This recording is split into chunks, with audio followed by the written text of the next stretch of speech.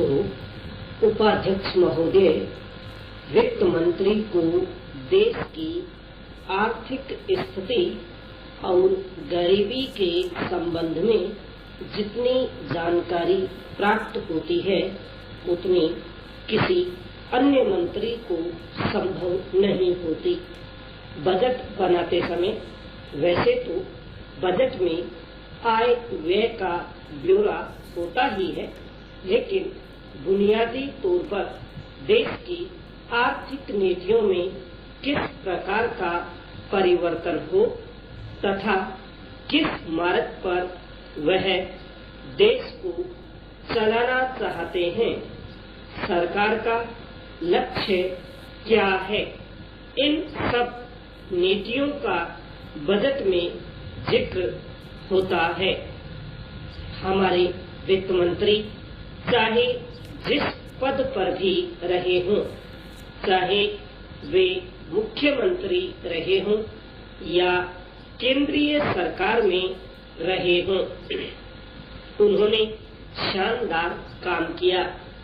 जिस समय उन्होंने बजट पेश किया उस समय देश को और खास तौर से गरीबों को उनसे बहुत सी आशाएं थीं।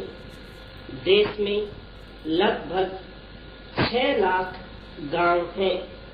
उनमें जो बेरोजगारी है, गरीबी है, उसके संबंध में देश की जनता को उनसे बड़ी आशाएं थीं और जनता देखना चाहती थी कि इस अवसर पर सरकारी नीतियों के द्वारा देश को वह क्या मार्गदर्शन देना चाहते हैं। इस दृष्टि से 3 महत्वपूर्ण बातें इस समय देश के सामने थीं। देश का आर्थिक विकास तेजी से हो, अधिक लोगों को काम मिल सके और मूल्यों में स्थिरता आए। जहां तक इन 3 उद्देश्यों का संबंध है, हमने देखा कि उस ओर कुछ प्रयत्न हुए हैं।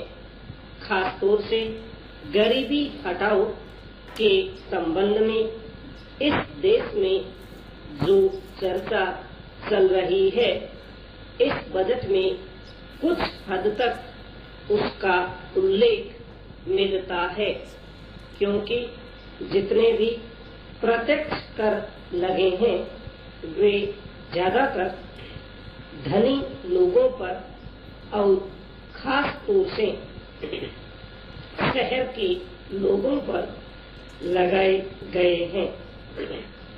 इस तरह से जो एक प्रकार की आर्थिक असमानता हमारे देश में चल रही है, उसको दूर करने का प्रयत्न अवश्य किया गया है।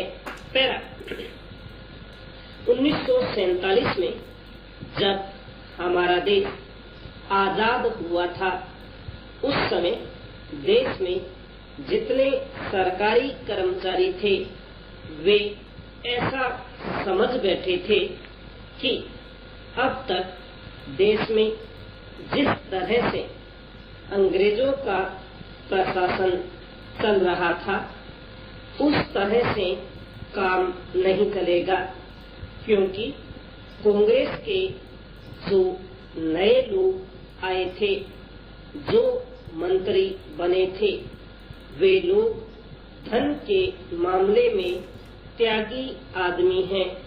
धन से उनको मोह नहीं है, लेकिन बाद में उन्होंने देखा कि हमारे मंत्री लोग भी उसी तरह से शानदार जीवन पसंद करने लग गए जिस तरह से अंग्रेज करते थे।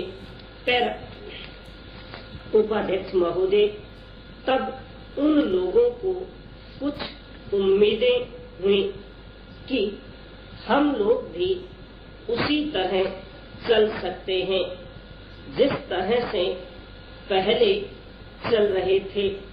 लेकिन अभी हाल में जो चुनाव हुआ उससे देश के धनिकों के मन में बड़ा संदेह पैदा हुआ कि इस चुनाव के बाद उनकी स्थिति वैसी नहीं रहेगी जो अब तक चली आती रही है। गरीबों और अमीरों के बीच में अब तक जो बहुत बड़ा फर्क चला आ रहा था उसको अब तेजी से दूर करने का प्रयत्न किया जाएगा। श्रीमान, मैं आपका बहुत ही आभारी हूँ जो आपने सदन में 1992-93 के बजट पर अपने विचार प्रकट करने का अवसर दिया है। मैं इस बजट का समर्थन करना चाहता हूँ।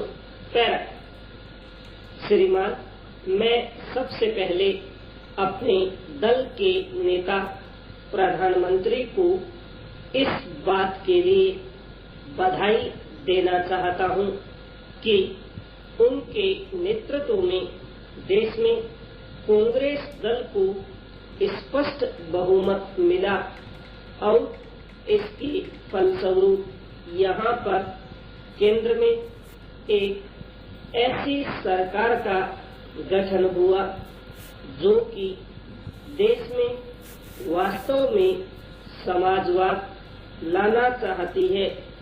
मैं वित्त मंत्री जी को इस बात के लिए बधाई देना चाहता हूँ कि लोकसभा के मध्यावधि चुनाव में जनता द्वारा कांग्रेस दल को जो आदेश दिया गया था उन्हें स्मरण है और वह तन मन धन से उसका पालन करना चाहते हैं। वह आदेश था देश में सामाजिक और आर्थिक विषमता दूर करने का, देश से गरीबी, बेकारी और बेरोजगारी को हटाने का और देश के जो पिछड़े हुए हिस्से हैं उनका पूरा विकास करने का, साथ ही साथ इस बात का भी आदेश था कि देश के अंदर इस प्रकार की सामाजिक और आर्थिक व्यवस्था पैदा की जाए जिसके अंतर्गत जनता शोषण से मुक्त हो सके। श्रीमान, यह ठीक है कि देश में कृषि के क्षेत्र में उत्पादन में वृद्धि हुई है, परंतु इसके साथ ही साथ यह भी दृष्टि में रखना चाहिए कि लागत में भी पूरी वृद्धि हुई है।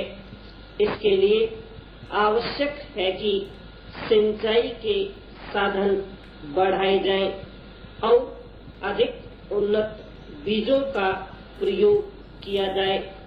आज कृषकों को कृषि के यंत्र मिलने में बहुत कठिनाई हो रही है। जैसे छोटे छोटे ट्रैक्टरों का देश में बड़ा अभाव है। उनके बनाने के लिए शीघ्र नए कारखाने खोले जाएं, जिससे कृषकों को जल्द से जल्द ट्रैक्टर मिल सके।